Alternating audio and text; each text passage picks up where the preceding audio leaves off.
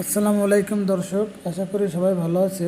দর্শক, আমি এখন আছি মহিপুর মাছ বাজারে, যেখানে ইলিশ সহ বিভিন্ন ধরনের মাছ ক্রয় বিক্রয় করা হয়।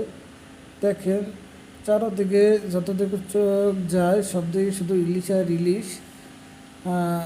তারপরে ইলিশের কিন্তু আসলে দাম কিন্তু এই জায়গায় কম নাই।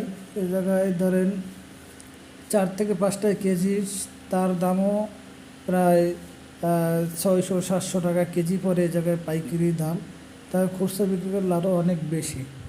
সো দাম বৃদ্ধির ক্ষেত্রে আসলে আমি যেটা দেখলাম, এই জায়গায় মেইন প্রবলেম মানে যে সিন্ডিকেটটা করে সেটা হচ্ছে জায়গায় আড়তদাররা এসে যে মেইন সিন্ডিকেট, তারা জেলেদের কাছ থেকে মাছ কম দামে কেনে, কিন্তু যখন তারা এটা বাজারজাত করে তখন তারা দামটা বেশি বাড়িয়ে বিক্রি করে। হ্যাঁ, যার জন্য আমরা যারা সাধারণ ক্রেতা আছি, তাদের কাছ থেকে অনেক অনেক অনেক বেশি দাম নেয় আর কি। আসলে আমি প্রশাসনের কাছে দৃষ্টি আকর্ষণ করব, যারা আসলে এই ধরনের আড়তদারি সিস্টেমটা কি পরিবর্তন করা যায় না, সরাসরি জেলেরা মাছ ধরে আনবে এবং জেলেরাই মাছ বিক্রি করবে।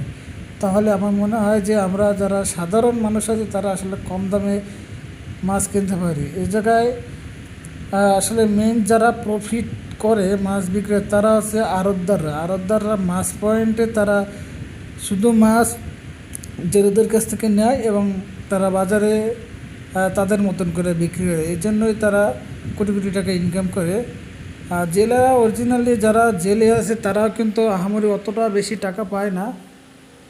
তারা জীবন বাজি রেখে, ঝড় বৃষ্টির ভিতরে জীবন বাজি রেখে মাছ ধরে, কিন্তু অরিজিনালি তারা অতটা বেশি টাকা পায় না। মেইন এ জায়গায় ব্যবসা করে আড়তদাররা যেটা বলবে, যে দাম নির্ধারণ করবে ওটাই আসলে বাজারে চলবে। এই জন্য আড়তদারি সিস্টেমটা পরিবর্তন করে নতুন কিছুভাবে করা যায় কি না, তাহলে এই যে সিন্ডিকেটটা দূর হতো। ধন্যবাদ সকলে আমার ভিডিওটা দেখার জন্য।